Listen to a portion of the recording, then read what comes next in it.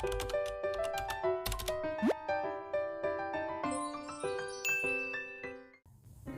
my name is Sinta Yuliani.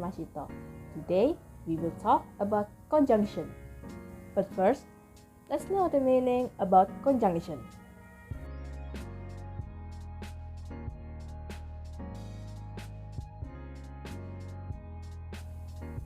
Conjunctions is a connecting words that is used for connecting two words, two phrases, two clauses, or two sentences, meaning that the minimal amount of words, sentences, clauses, and phrases are two.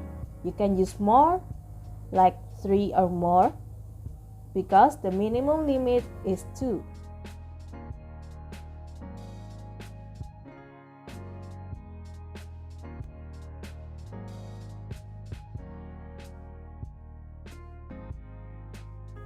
Coordinative conjunction is a conjunction that is used to combine equal grammatical order. So, if you want to combine two nouns, two verbs, two adjectives, or two adverbs, you can use coordinative conjunction.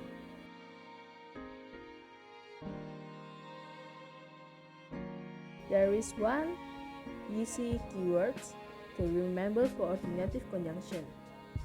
That is fanboys. For, and, nor, but, or, yet, and so is the keywords from coordinative conjunction. There are 5 kinds of subordinative conjunction. The first is cause and effect. Second is time. Third is place. Fourth is condition. And fifth is contrast.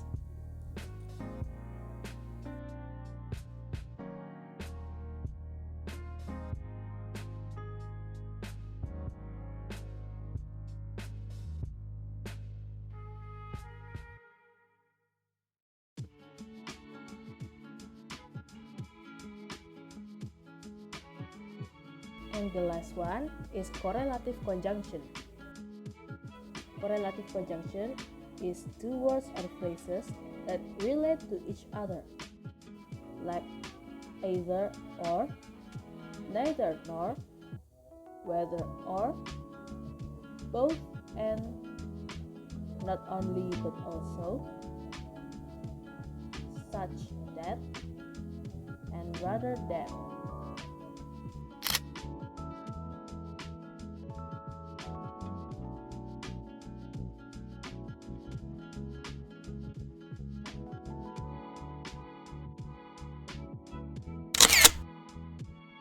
Now, we will learn about how to use conjunction. The first is coordinative conjunction. Like we said before, coordinated conjunction is the most common form of conjunction. Its function is to join independent words, phrases, or clauses. This conjunction is used to add another thing to something that already exists, so it's not contradictory and still runs in the same sentence. The first one is for. For is used to explain a reason or purpose, just like because. Example in sentences are, I go to the park every Sunday, for I love to watch the dogs playing ball. The second one is and. And functions to add one other thing to an existing thing, so it's not contradictory and still runs in the same sentence. The example is, I go to the park every Sunday to watch the dogs playing ball and the ducks on the lake. Next is nor. Nor is used when there is an alternative idea in a negative sentence which is added to the previous negative sentence. One important note that I want to highlight here is nor can only be used in the negative form in a sentence. You cannot use nor in the positive sentence. The example in the sentence is, I don't go for the fresh air nor really for the ducks. Honestly, I just like the soccer. Next is but. But shows two contrasting or contradictory things. For example, the soccer in the park is entertaining in the winter, but it's better in the heat of summer. Next, we have or. Or indicates more than one alternative or choice. Or is a conjunction that commonly found in everyday English. For example, is the main team playing on the red team or blue team? The next one is yet. Yet introduces a contrasting idea from the logical idea previously presented, similar to the context of the conjunction but. Before we are doing the example, do you know the difference between yet and but? Then, let me tell you what the difference is.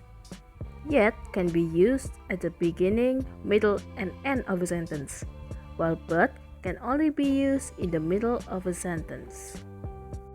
One example in a sentence is, I always take a book to read, yet I never seem to turn a single page.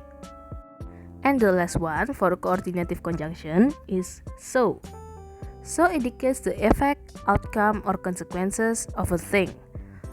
An example in a sentence is, I've started dating one of the soccer players, so now I have an excuse to watch the game every week.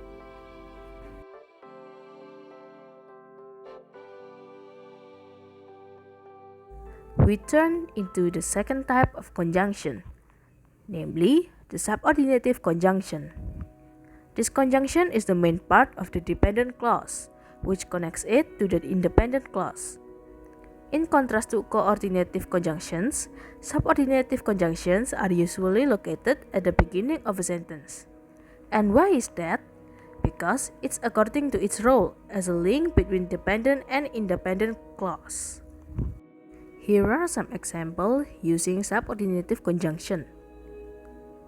Because of you, I never stray too far from the sidewalk. If you leave me now, you will take away the biggest part of me. When I see you smile, I can face the world.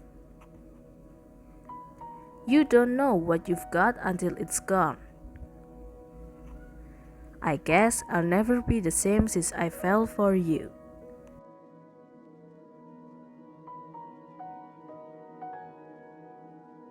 The last one is correlative conjunction.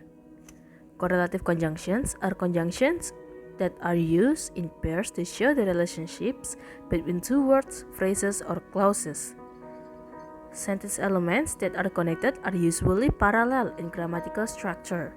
This conjunction is also called pair conjunction. There are several things you need to remember when using correlative conjunctions.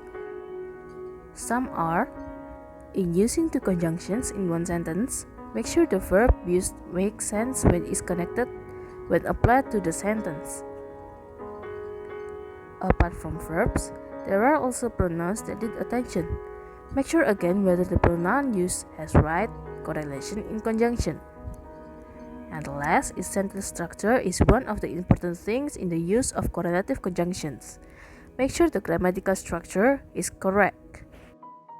Now we are moving to the examples.